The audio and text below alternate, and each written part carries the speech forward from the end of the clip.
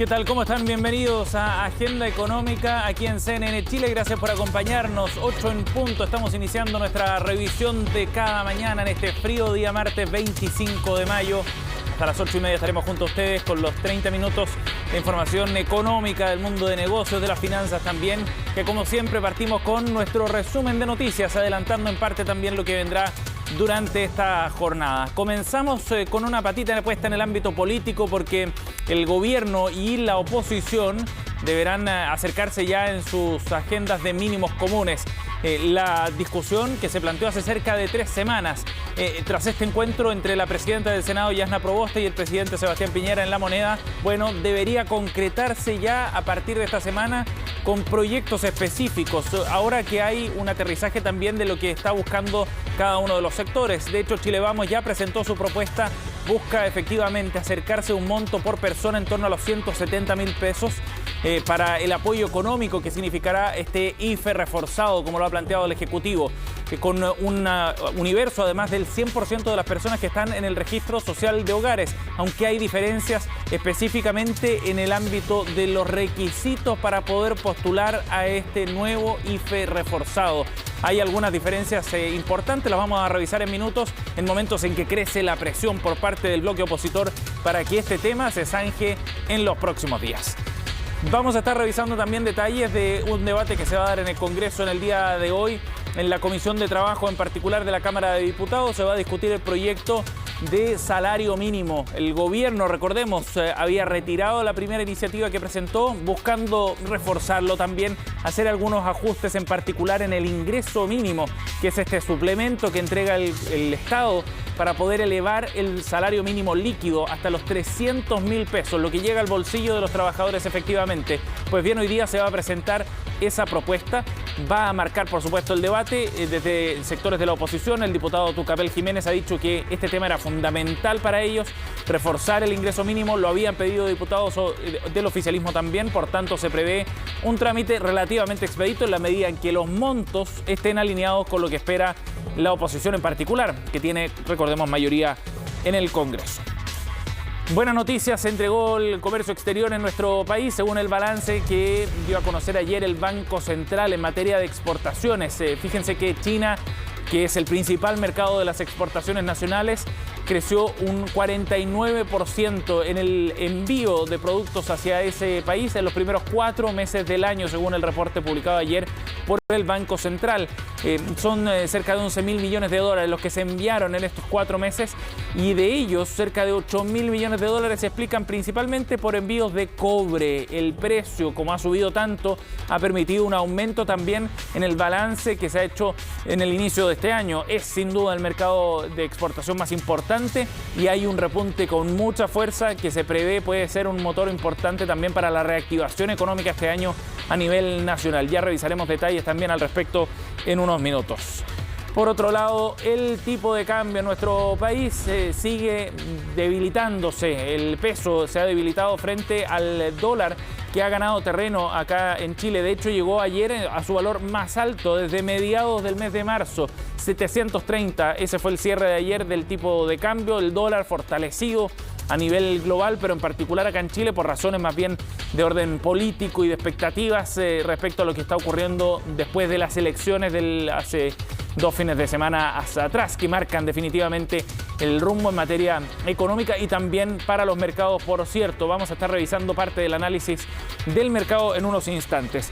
Por último, les contamos precisamente cómo han arrancado los mercados bursátiles a nivel global en el día de hoy. Cuando recién están comenzando las transacciones, se ven algunas señales de optimismo para esta jornada en particular. Por ejemplo, en Asia, el Nikkei en Japón subió 0,67%, el Hang Seng subió 1,75%, y en Europa a esta hora están transando con números mixtos. España sube muy poquito, en cambio el DAX alemán está cayendo 0,09%, muy similar la caída de Londres Así está arrancando este día para un IPSA que espera también ciertas referencias afuera.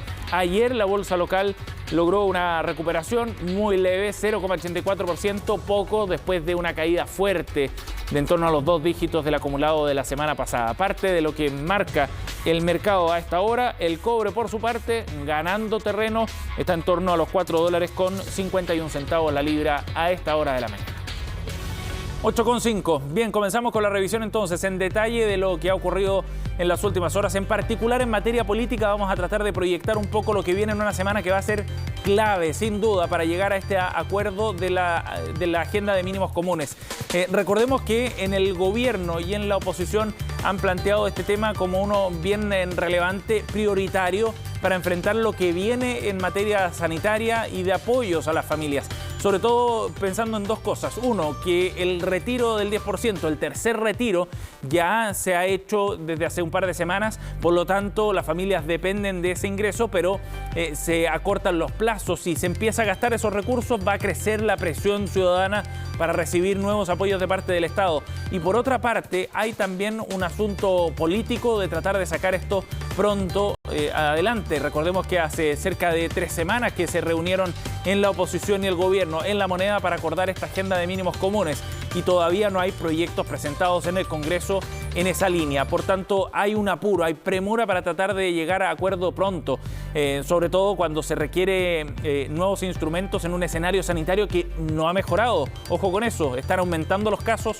Un informe de la Universidad de Chile plantea que pronto podríamos volver a cerca de 8.000 casos diarios, lo que significa nuevamente más cuarentena, más restricciones y por ende la necesidad de más apoyos. Bueno, ¿qué es lo que están planteando en el gobierno y en la oposición? Es lo que vamos a revisar a continuación. Escuchemos primero al presidente de la Cámara de Diputados, Diego Paulsen, quien se refería a este tema y a las propuestas que están evaluando desde Chile Vamos. Nosotros esperamos y le hemos pedido la mayor urgencia al Ejecutivo. Ojalá pudieran ingresar esta semana, más tardar la próxima con los proyectos.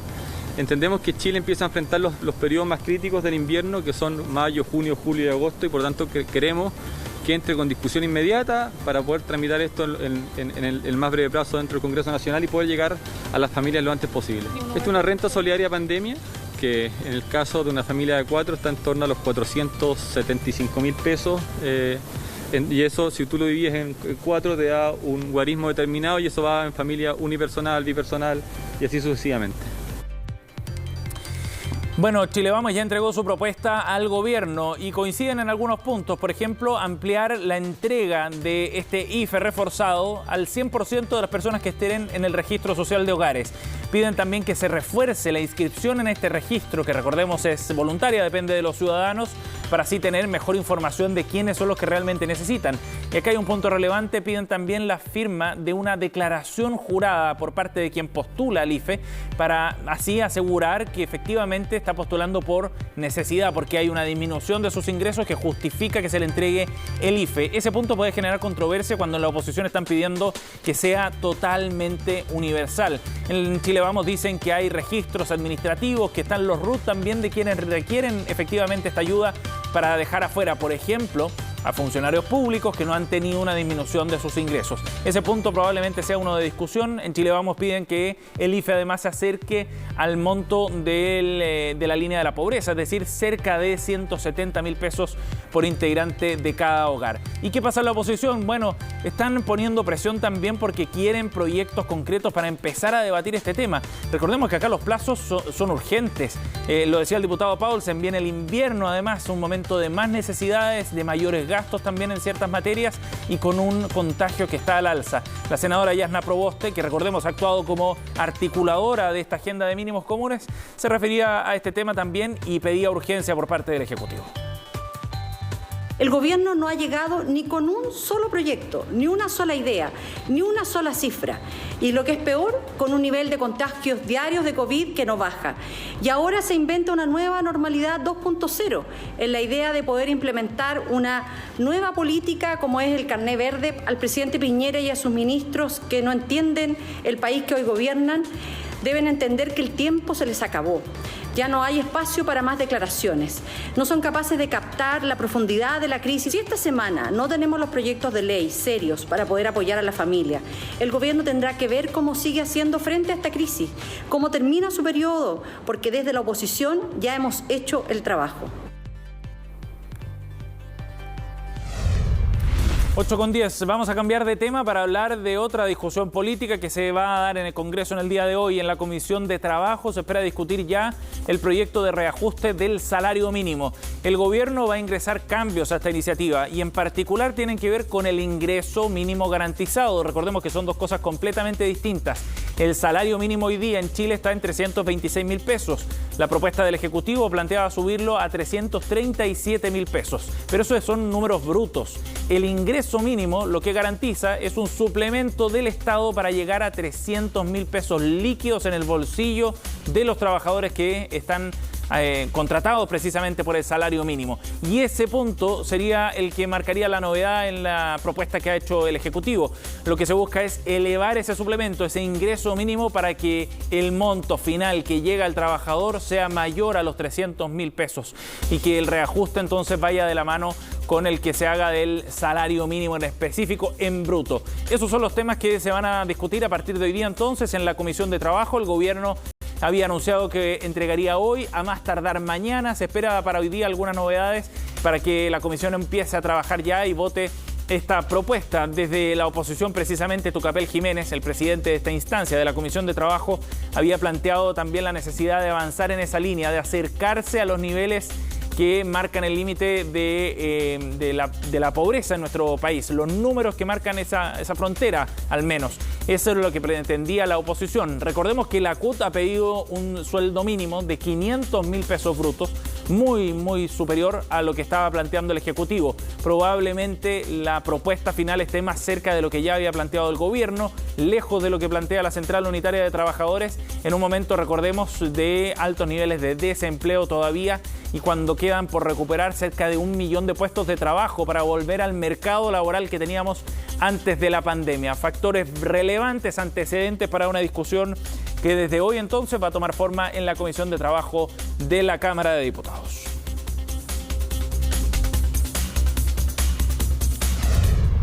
8:12. Vamos a otro tema. Ayer se confirmó este anuncio que había hecho el presidente Piñera el domingo por la noche respecto a un pase de movilidad. Esta será una nueva herramienta en el contexto de las medidas sanitarias que se están adoptando y lo que va a permitir básicamente es más libertad de movimiento para aquellas personas que han completado ya su proceso de vacunación, incluyendo 14 días después de la segunda dosis.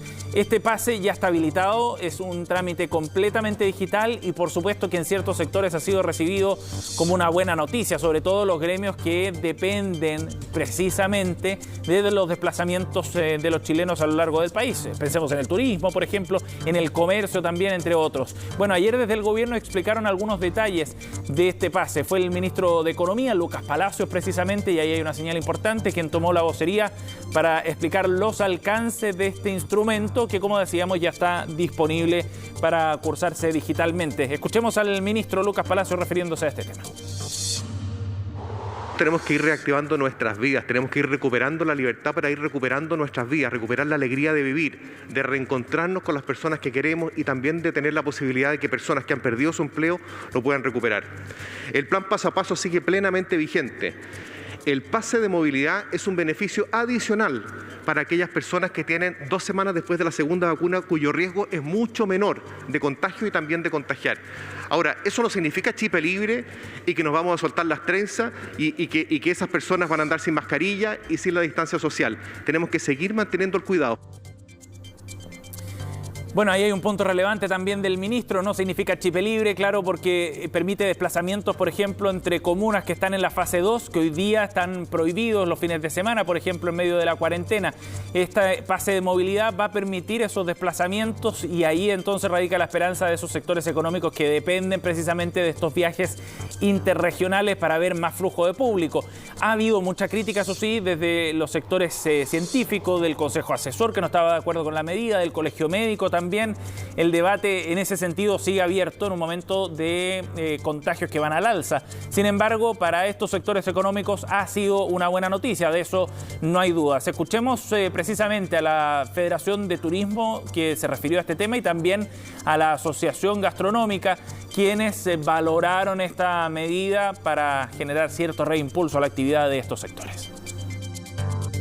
Valoramos la implementación del pase de movilidad porque va en el sentido correcto de ir recuperando un sector que ha estado paralizado por más de un año y nos da una luz de esperanza para empezar a recuperar esos 190.000 empleos que hemos perdido y que también le permitirá a los otros 170.000 personas que están acogidas a la suspensión laboral volver a trabajar. Esperamos que junto con esta medida se vaya sumando posteriormente la implementación de la apertura de fronteras, siempre guardando los protocolos y las medidas de cuidado sanitario, y también por otro lado consideramos muy importante la eliminación total del toque de queda. Una buena medida para el turismo, una buena medida para poder reactivar esta actividad, pero creemos muy necesario que se incluya en esta medida que esas personas que ya cuentan con las 2 vacunas y los 15 días puedan también acudir a restaurantes en interiores con aforos controlados, con todas las medidas de seguridad, pero no sacamos nada con tener movilidad interregional para las que personas acudan, ¿no es cierto?, a los sectores turísticos, si no van a poder acudir a los restaurantes. 8:16, vamos a ir a otro tema para hablar del precio del dólar en el mercado local después de un salto importante que tuvo ayer. 11 pesos subió la divisa norteamericana, llegó a 730 pesos, valores que no veíamos desde el 24 de marzo de este año. Más de 2 meses ha cambiado bastante el escenario en este periodo de tiempo, en particular porque ha aumentado la incertidumbre en los mercados, el contexto político ha generado algo de temor en los inversionistas y eso ha fortalecido precisamente el precio del tipo de cambio, que sabemos actúa también como refugio. Además va en línea con lo que ha ocurrido a nivel internacional, donde el dólar se ha ido fortaleciendo de la mano de una recuperación de la actividad económica, por ejemplo, en Estados Unidos. Parte de lo que ha determinado también el contexto global. Lo interesante es que en el mercado local hay factores que están empujando al alza el precio de la divisa norteamericana. Escuchemos a Ricardo Bustamante, gerente de Capitari, aquí en Agenda Económica ayer se refería precisamente a este tema y a los fundamentos internos que podrían mantener el precio del dólar en estos niveles por un buen tiempo. Chile era como la casa bonita en un vecindario que no estaba tan bonito. Hoy en día el mercado empieza a especular que quizás esa casa bonita se empieza a asimilar un poco más al vecindario y eso se castiga. ¿Y cómo se castiga? Con rebajas en las clasificaciones de riesgo, con una mirada de lo que pueda pasar con la situación de Chile más negativa en términos de inversión, y todo eso apoya que el peso chileno pierda fuerza. Y si pierde fuerza el peso, también se genera una apreciación adicional para el dólar en nuestro país. Bien, 8:18, vamos a ir a una pausa y volvemos de inmediato con más informaciones acá en Agenda Económica.